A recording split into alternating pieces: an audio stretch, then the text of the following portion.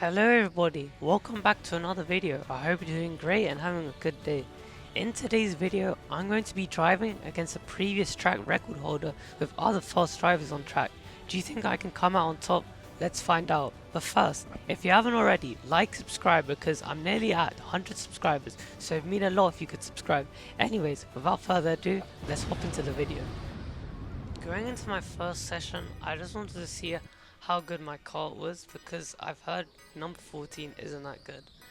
Thankfully though, it was actually alright and I was actually able to put some good laps in.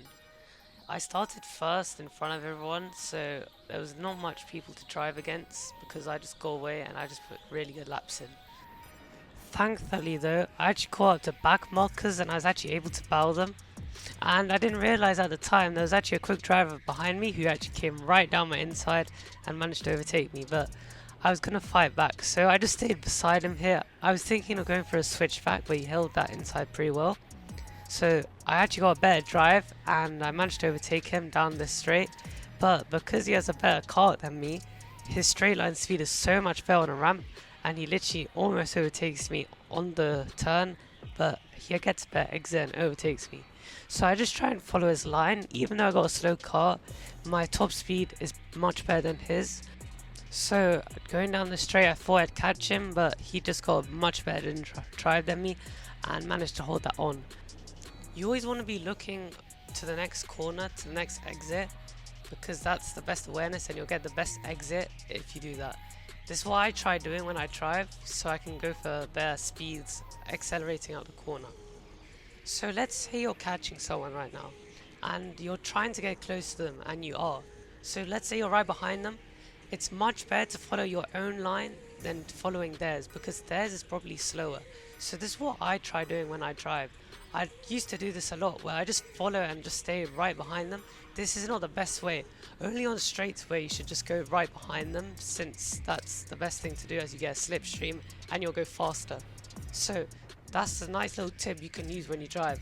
Don't follow their line, follow your line, as it's probably faster and optimal.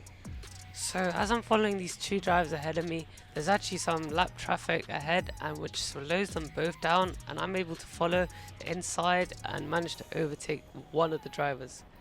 In terms of when there's lap traffic and overtake them, it's pretty hard to do it on this track, so the best place is probably on the straight.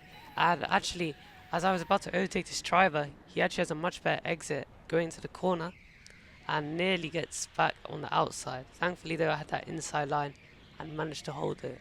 And this was basically my whole session. I literally just drove and drove with literally no one because everyone behind me was battling. So after that session, I managed to get P2, and the person that actually overtook me and got held up in traffic and I managed to overtake them got P1. I was around 2/10 off the time, so I got a lot of work to do. So as I go into my second session, I have a new car and it doesn't actually feel very good. It's very slow up the ramps because when I did my first lap I could barely get up it, and I could see that everyone was catching me, so I tried to generate a lot of heat into the tyres. I really don't know what happened to these two cadet drivers who crashed out, but it's alright because I'm going to try and overtake everyone else in front of me. So as I was just driving, I didn't even realise the previous track record holder was actually going to go on track. So he doesn't even bring a suit on because he's so cool. Anyways, we gotta try and beat him and show him who's boss around here at Acton. So it goes to yellow lights still, and I'm literally waiting so long for it to go to green because a few drivers crashed out behind me. So it goes to green just as we go through the start and finish line. Here I try and pick up an overtake, and unfortunately I hit the driver ahead of me, giving him a little speed boost down the straight, and he actually sends it against and moved on. I don't even know how he managed that. But then I'm under pressure, but then I just send it down the inside here and I actually had them overtake done. It was absolute chaos at the restart, but I'm alright. So now I go catch up to this driver in orange and see if we can get the overtake done. So as we go down the straight, going down the ramp, I try and keep behind him and try and follow my line. I could see from my car that it wasn't the best at turning. I wasn't too sure why, but that was alright because I managed to overtake this driver ahead of me. I don't think he used boost button. Going on to the next lap, I'm literally right behind the previous track record holder, who's actually Guy Williams, who is probably one of the most experienced indoor karters in the whole of the UK. So it's pretty hard to keep up. But as we go down this ramp, I'm just trying to put my head down just to reduce drag, and he's actually using an optimal line for karts which have a lot of understeer and oversteer. At the end of the race I found out he actually wanted to let me through, but I didn't really realise because I was too bothered just keeping right behind him. But I noticed when I was behind him, my lap speed and my times were so much quicker. I'm not too sure why, but I guess it might just be the adrenaline. But as we go down the straight, his kart just has that little extra top speed and he manages to stay ahead. I'm still trying to keep up with him, so we go up this ramp and I'm almost pushing him. And me and him are quite good friends, so this is some good rivalry. So he was a bit wide here, and unfortunately there's a cadet car, because I think I would have got him going down this ramp. He actually gets slowed down here and this driver pulls a face at him, which is pretty funny. And I'm still just trying to keep up with him. Going on to the next lap, I'm almost side by side with him going down the straight.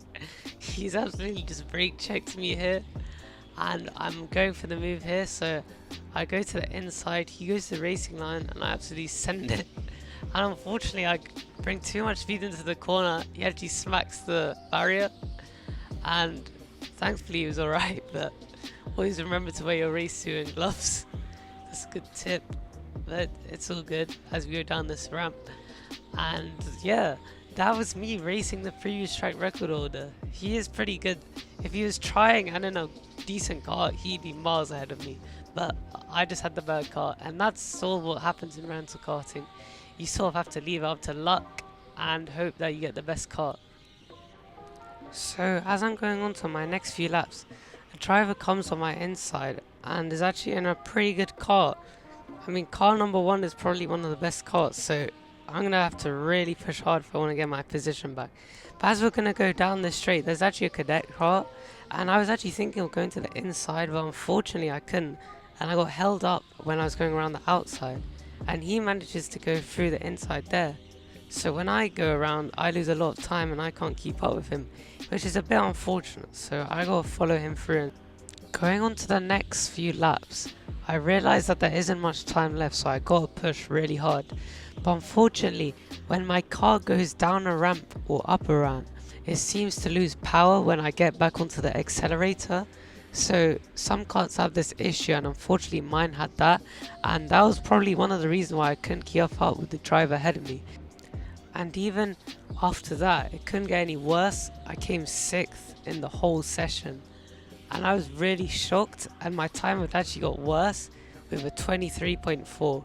So it was actually a poor day on the track, and it wasn't really my fault, it was mostly the karts, but it does come down to the driver sometimes. So if you guys did enjoy this video, make sure to drop a like and subscribe, because next week I'm going to have a banger video where I'm going to be racing in an actual proper race in this track.